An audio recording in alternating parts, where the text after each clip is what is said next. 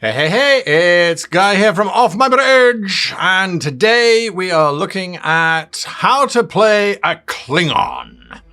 Now, this is whether you are a player or as a GM, how do you run Klingons within your game? It's all encompassing, and again, it's inspired by your voting, your loud shouting in the YouTube community tab when I was asking for suggestions. Everyone was like, well, we really liked your How to Play series, so let's do the species. And Klingons are up first.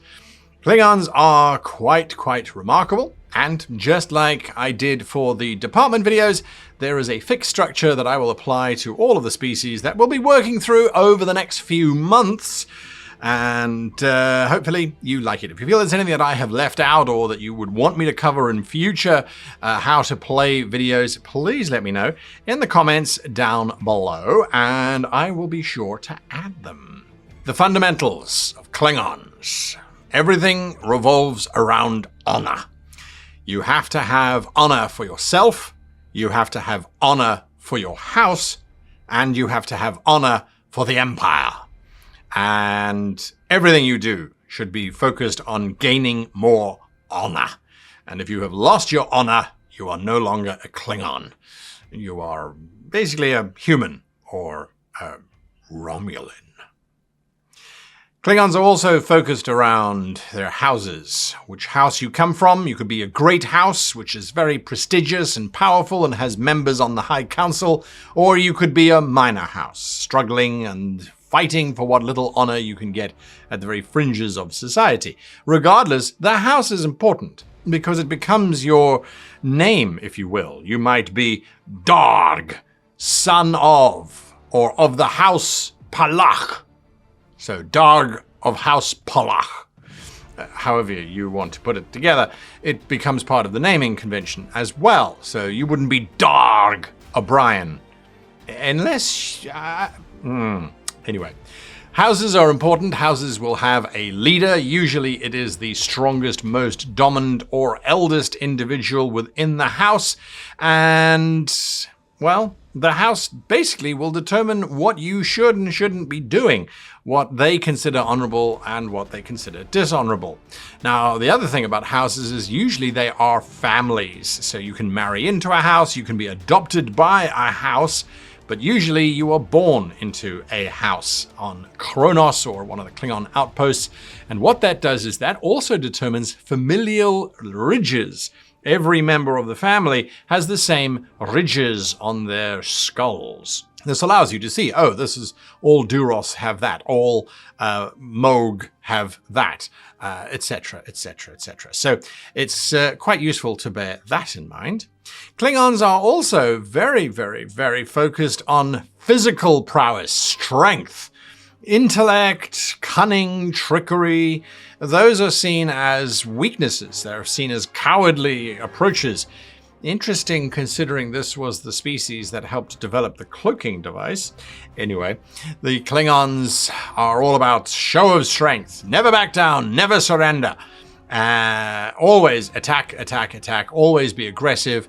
And that is one of their core principles, which you'll see playing out later on in the video.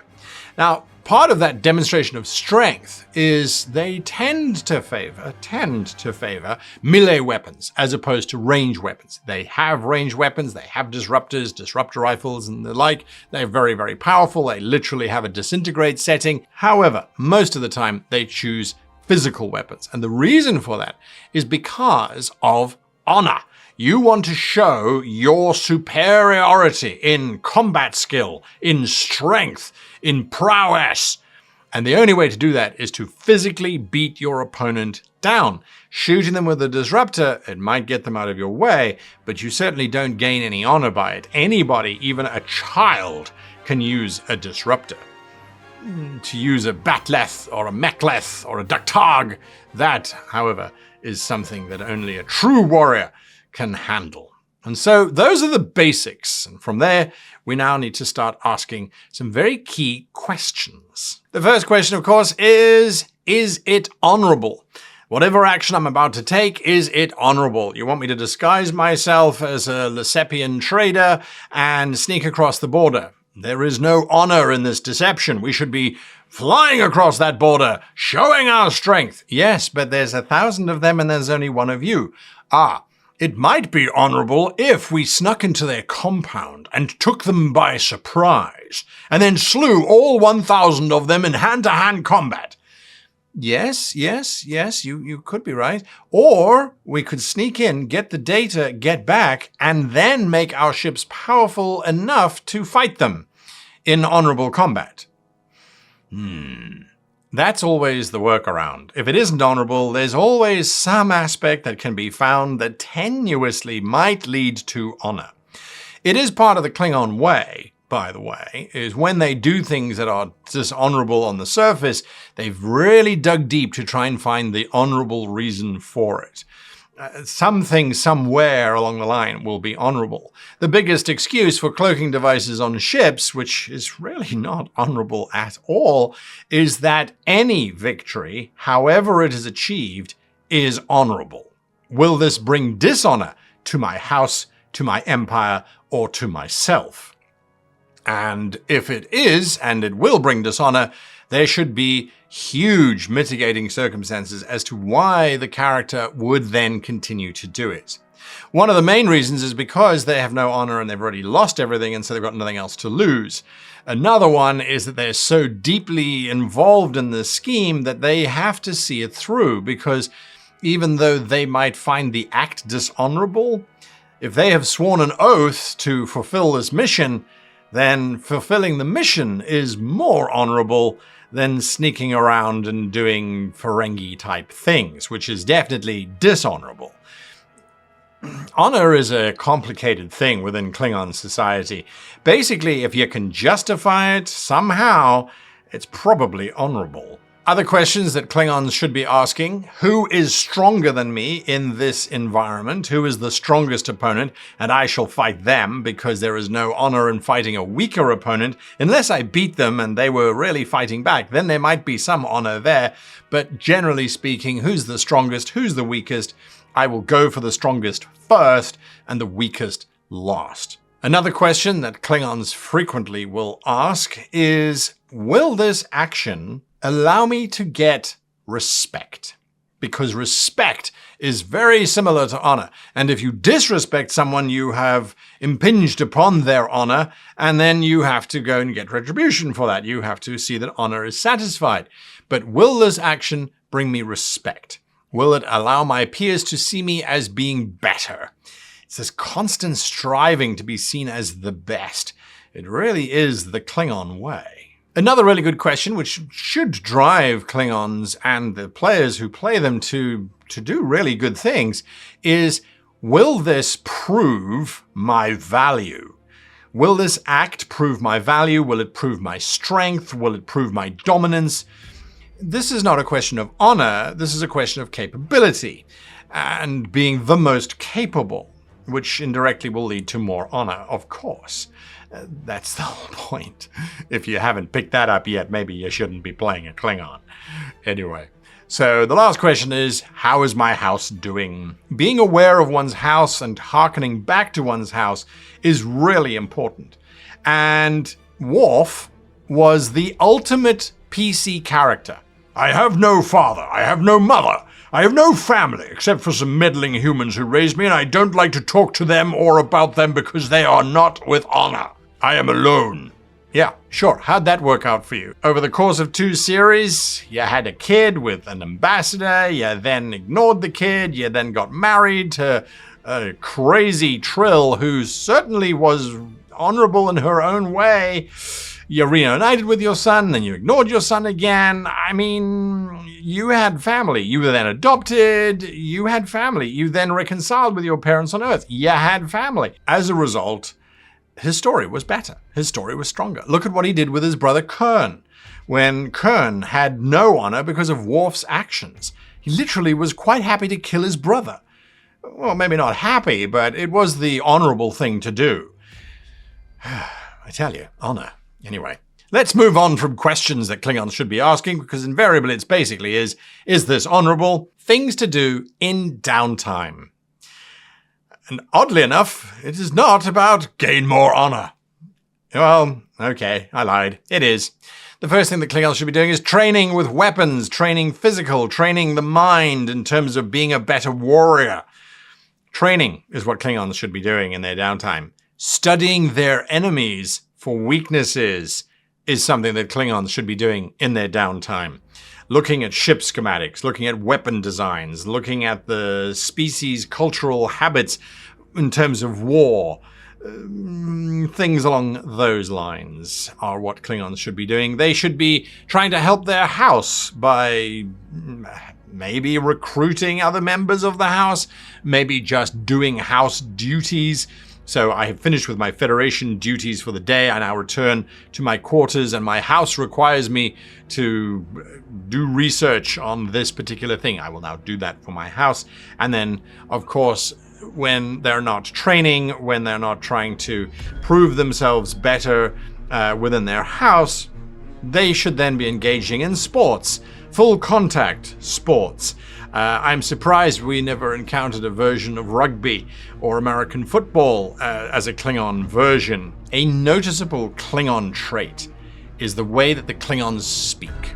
Now, the actors often have the advantage of having a mouthpiece to give them those awful teeth, but usually it's only the top set of teeth that are manipulated in such a way.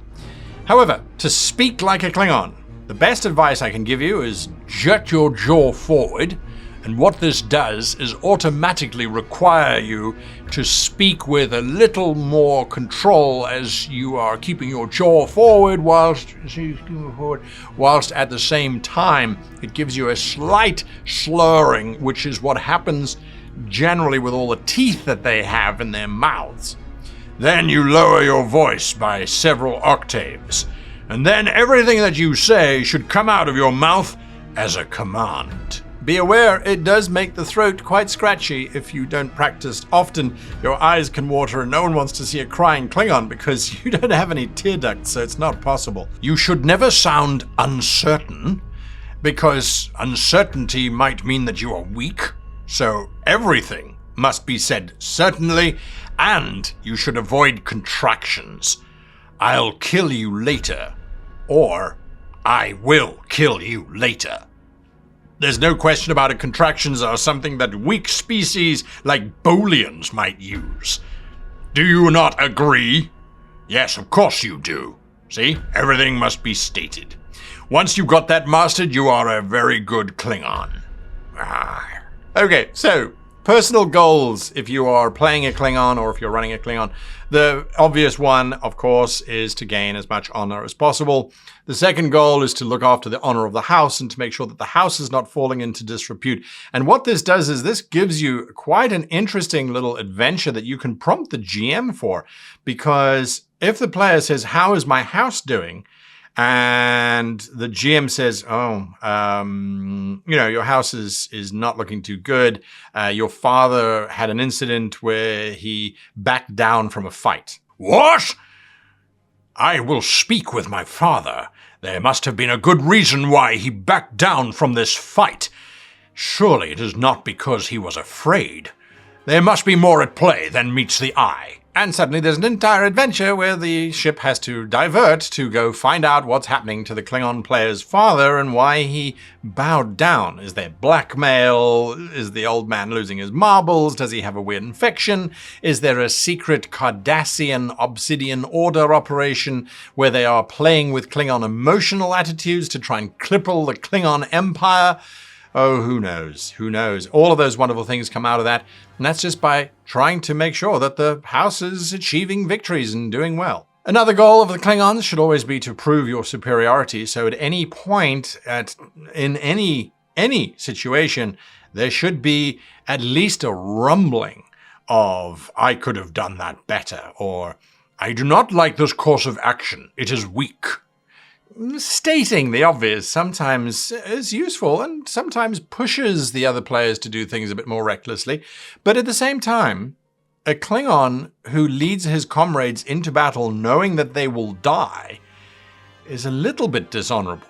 Of course, they shouldn't have gone into battle if they knew they were weaklings and knew that they were going to die. And of course, their death in battle was honorable because they were proving themselves to be valiant warriors, if incompetent warriors. So, I don't know. Honor is complicated. Finding an honorable mate, someone with which you might start a new branch of the house, or ultimately create more members of the house and become the leader of the house one day. It's a noble goal. Look, every species potentially is looking for a mate, someone that they can share their lives with. Klingons place a great deal of importance on marriage and the commitment that goes with it, as well as the respect that both parties have to give. And Klingon divorce, as we know, is very short, very simple, and quite painful. Anyway, finally, aiming to have a statue carved of yourself and placed in the Hall of Heroes is what many young Klingons aspire to achieve. And the way to do that, of course, is to do something truly honorable. The Klingons have no gods. They slew their gods because they found them irritating. Instead, there's a veneration for honor. It is the be-all and end-all. And even Kalis, the very first Klingon emperor who united the Empire, is seen as a perhaps demigod, but is not revered as a god, merely as a very powerful Klingon, which is as close as they're going to get to any kind of divine worship. Those are my thoughts on Klingons.